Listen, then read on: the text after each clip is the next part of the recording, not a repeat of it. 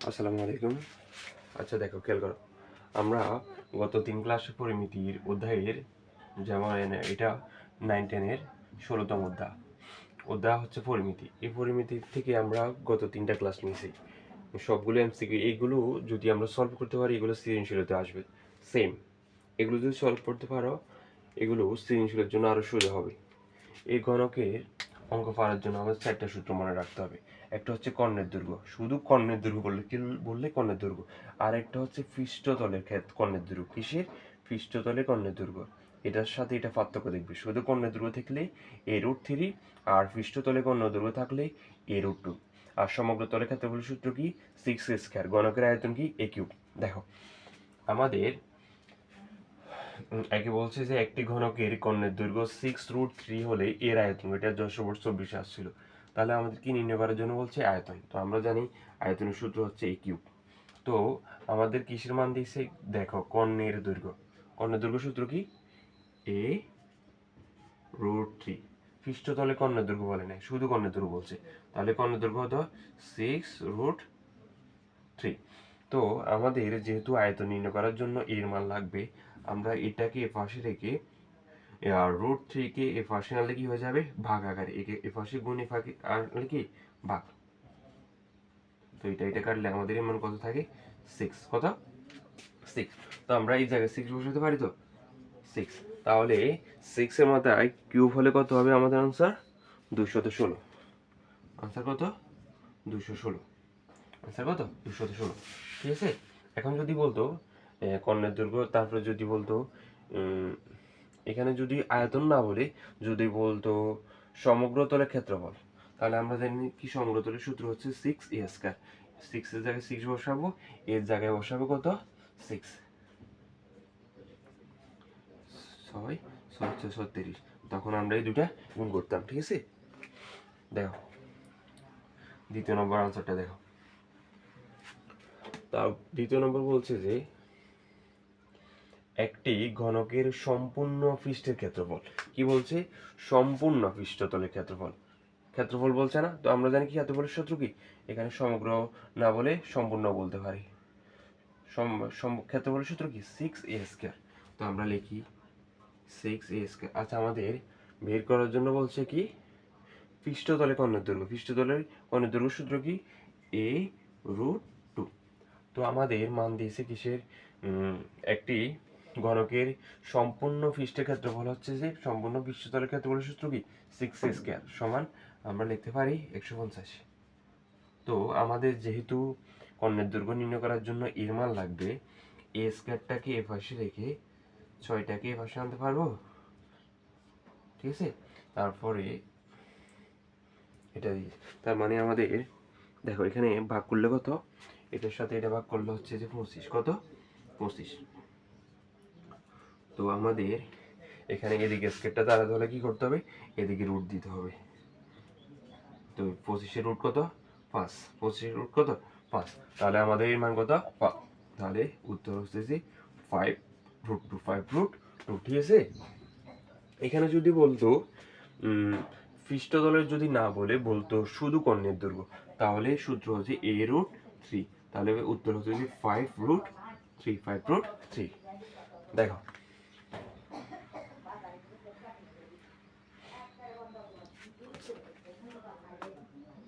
3 number আনসারটা দেখো। Question এখানে বলছে একটি ঘনকের এক ধার 4। তো আমরা কি জানি? ধার সমান কত? a। তার মানে এর মান কত? a সমান 3 হলে সমগ্র তলের ক্ষেত্রফল। ক্ষেত্রফল জানার জন্য বলছে। আমরা জানি কি ক্ষেত্রফলের সূত্র কি? 6a²। তো আমাদের এর মান আছে নাকি নাই? এর মান হচ্ছে এখানে কিছু না মানে গুণ আছে, তার মানে এর মান হচ্ছে 3² তো আমরা জানি 9-এর উপর স্কয়ার মানে কত? 3-এর উপর স্কয়ার মানে 9। তার মানে 6 নং কত? 54। তাহলে আমাদের আনসার কত? 54। ঠিক আছে। বুঝছো এটা? দেখো, আচ্ছা আবার করা। তার মানে বলছে একটি ঘনকের এ ধার, আমরা কি বলছি? ধার সমান কি? এ। তো মানে এর মান দিয়ে দিছে, এর মান কত? 3। তো আমাদের বের করার জন্য বলছে সমগ্রতার ক্ষেত্রফল। ক্ষেত্রফলের সূত্র কি? 6a²। তো 6 এর জায়গায় 6 বসাইছি, এর মান কত? 3। 3 এর উপরে স্কয়ার আছে মানে 3 এর উপরে স্কয়ার। 3 এর উপর স্কয়ার মানে কত 9। তারপরে 6 নং কত 54।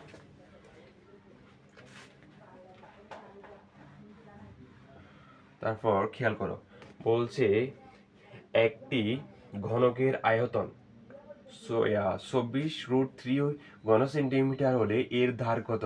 কি বের করার জন্য বলছে? ধার মানে আমরা কি জানি? এর মান বের করার জন্য বলছে। এখানে মান কিসের দিয়েছে? আয়তনে। তো আমরা জানি ঘনকের আয়তনের সূত্র কি? এ কিউব। এ কিউবের মান কত? 24√3। এবার খেয়াল করো, এ কিউব। তাহলে আমরা এখন এটা কিভাবে করতে পারি? দেখো, এখানে কি মূলত হচ্ছে আমাদের কিউবটা কি করতে হবে? তাড়াতে হবে, যে কোনো ভাবে হোক। তার মানে কোন কিসের মাথার উপর কিউব দিলে 24√3 হবে? কি হবে? 24√3 হবে। দেখো, কিসের মাথার উপর 24 দিলে এত হবে। তার মানে আমরা যদি এটা ভেঙে আমাদের 2√3 উপর কিউব দিলে এটা বের হবে। কোনটা? যেমন এটা আমরা ভেঙে দেখি। যেমন এটার উপর 8 দিলে কত? কিউব দিলে 8 কত? 8। তো এখানে কি এখানে √3 কয়টা আছে? 3টা। এটার মাত্রা উপর মানে 3টা। আমরা তো এটার মাত্রা উপর 3 দিলে আমরা জানি 8, কিন্তু এটা তো ক্যালকুলেটারে বের হবে না। দেখো, তার মানে কয়টা? 3টা। তো ফার্স্ট অফ অল আমরা কি করব? দুইটাকে স্কয়ার করব। দুইটাকে স্কয়ার করলে আর কয়টা থাকে? একটা। তার মানে আমরা জানি এটা কাটা, তার মানে 3√3। তার মানে এখানে কত বেরিয়েছে? 3√3। আমরা জানি কি 3 আটা কত? 24√3। এবার বুঝছো? তার মানে কিসের মাথার উপর কিউব দিলে 24√3 হবে? 2√3 মাথার উপর 2√3। তো অভিপক্ষ কিউব চলে যাবে। তার মানে এর মান হচ্ছে কত? 2√3। এর মান কত? 2√3। এটা একটু কঠিন আছে, তোমরা প্র্যাকটিস করলে পারবে আশা করি। তাহলে আমাদের এর মান কত? 2√3। দেখো, ফার্স্ট নম্বর কোশ্চেনটা দেখো। এখানে বলছে একটি ঘনকের সম্পূর্ণ পৃষ্ঠ ক্ষেত্রফল। আমরা জানি কি ক্ষেত্রফলের সূত্র কি? 6a² সমান 96। আমাদের বের করার জন্য বলছে কি পৃষ্ঠতলে কর্ণের দৈর্ঘ্য। পৃষ্ঠতলে কর্ণের দৈর্ঘ্য সূত্র কি? a√2।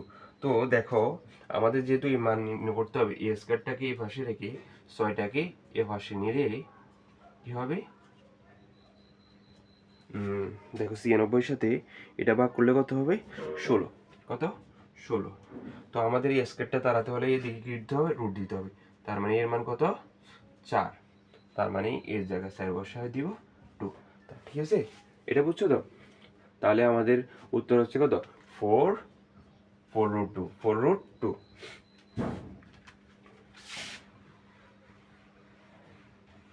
দেখো, 6 নম্বর কোশ্চেনটা দেখো। বলছে যে একটি ঘনকের আয়তন 24√3 ঘন সেন্টিমিটার হলে কর্ণের দৈর্ঘ্য কত? কিসের দৈর্ঘ্য? কর্ণের দৈর্ঘ্য। কর্ণের দৈর্ঘ্য সূত্র কি? a√3। তো আমাদের কিসের মান দিয়েছে? আয়তন। আয়তনের সূত্র কি? a cube. a কিউবের মান হচ্ছে এটা। তো এটাতেও সেম কোশ্চেন, এটার মতো 4 নাম্বার কোশ্চেনের মতো। কি বলছি? মানে এখানে a কিউব আছে, মানে এর পাশেও যে কোনো ভাবে কিউব আনতে হবে। তার মানে কিসের মাথার উপর কিউব দিলে 24√3 হয়? a2√3 এর মাথার উপর কিউব দিলে কি দিলে?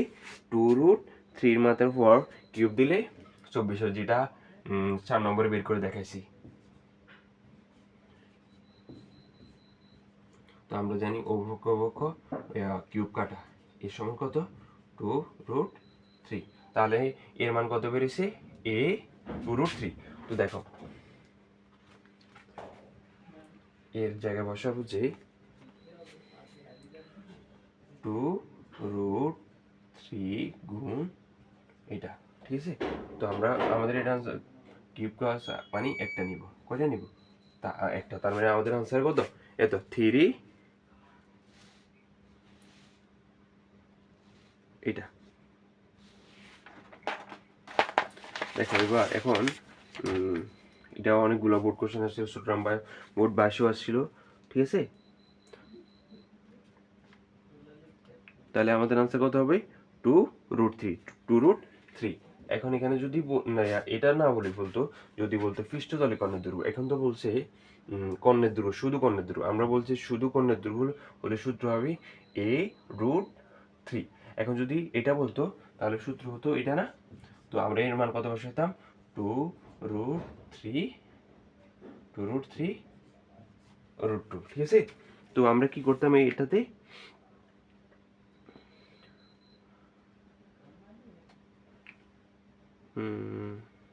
তার মানে এটা গুণ করলে আমাদের আনসার হবে কত?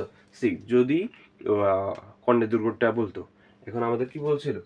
শুধু কর্ণের দৈর্ঘ্য। যদি পৃষ্ঠতল কর্ণের দৈর্ঘ্য বলতো এটা হতো। দেখো শেষটা 1 সেন্টিমিটার ধার। তো আমরা জানি কি ধার সমান এই ধারে এর মান কত দিয়েছে? 1। তো বলছে একটি ঘনকের আয়তন, আয়তনের সূত্র কি?